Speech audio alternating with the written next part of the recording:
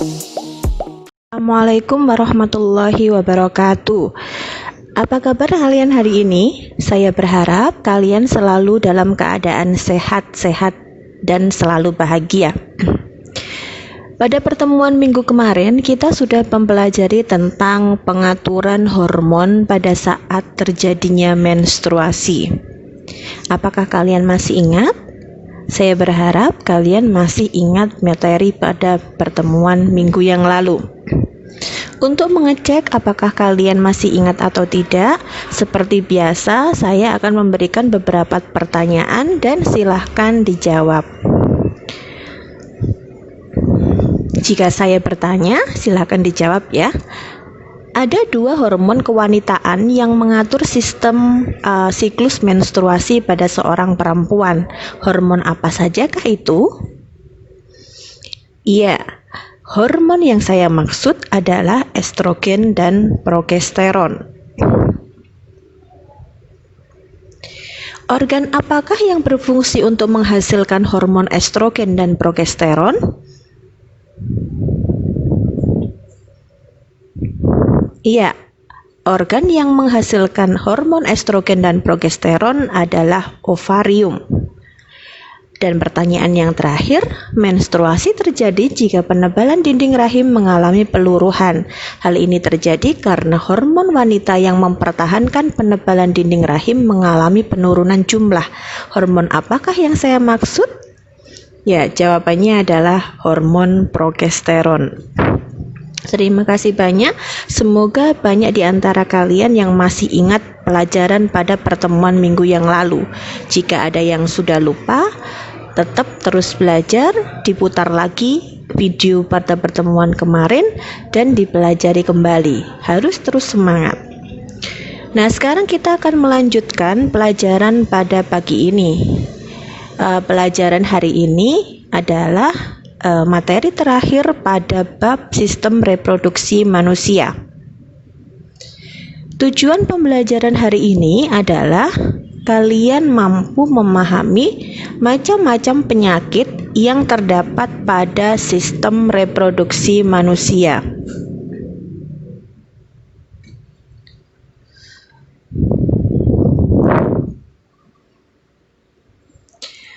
Sekarang kita akan mulai belajar tentang macam-macam penyakit pada sistem reproduksi manusia. Penyakit yang akan kita pelajari nanti, yang pertama ada AIDS, kemudian yang kedua sifilis, gonorrhea, keputihan, dan juga herpes simplex genitalis. Jadi beberapa penyakit ini akan kita pelajari pada hari ini. Penyakit pada sistem reproduksi manusia itu biasanya bisa menular melalui hubungan seksual atau hubungan suami istri. Oleh sebab itu, penyakit ini biasa disebut dengan istilah penyakit menular seksual.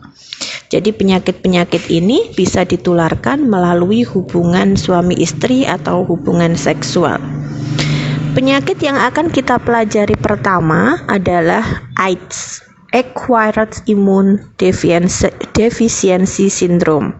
Penyebab dari penyakit ini adalah infeksi virus HIV. Virus ini menyerang sistem kekebalan pada tubuh manusia. Tubuh yang sudah terinfeksi virus akan mengalami pelemahan pada sistem kekebalan tubuhnya, sehingga dia akan rentan diserang oleh berbagai penyakit. Jika infeksi ini tidak ditangani, maka kita biasa menyebut orang ini mengidap penyakit yang namanya AIDS. Jadi AIDS itu merupakan penyakitnya. Nah, bagaimana cara penularan AIDS? Yang pertama adalah hubungan seks dengan seseorang yang terinfeksi virus HIV. Yang kedua, penggunaan jarum suntik yang sudah terkontaminasi oleh virus HIV. Kemudian dari ibu yang terinfeksi HIV ke janin yang dikandungnya, dan juga transfusi darah dari seseorang yang terinfeksi oleh HIV. jika kalian memiliki tetangga atau saudara yang terkena penyakit AIDS, maka penyakit ini tidak akan ditularkan walaupun kalian bersentuhan atau berjabatan tangan.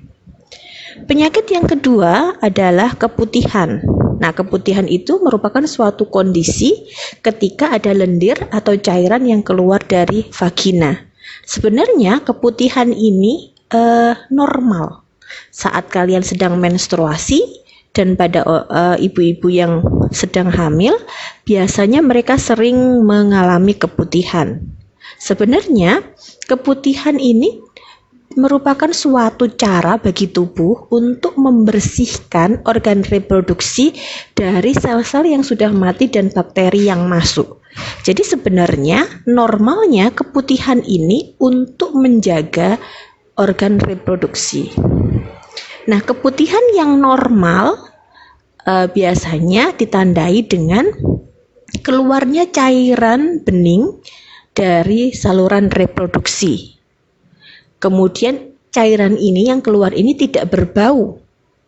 Kemudian cairan ini juga tidak meninggalkan bercak kekuningan di celana dalam dan tidak menyebabkan rasa gatal. Jadi ciri-ciri yang seperti ini adalah ciri seseorang mengalami keputihan yang normal. Biasanya jika kalian ingin masuk masa menstruasi, kalian akan mengeluarkan cairan seperti ini. Tetapi ada juga keputihan yang abnormal. Nah, ini berarti tidak normal. Ini yang berbahaya. Tandanya adalah cairan keputihan yang keluar itu dia putih, berwarna putih, kuning sampai kecoklatan atau hijau.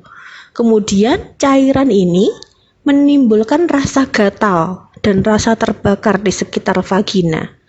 Dan ada juga yang mengalami nyeri ketika buang air kecil. Nah, ini pertanda bahwa keputihan itu abnormal. Kalau sudah seperti ini, kalian harus segera memeriksakan diri untuk dideteksi kira-kira terjadi apa. Nah, gambar yang ini merupakan gambar penyebab dari keputihan yang abnormal.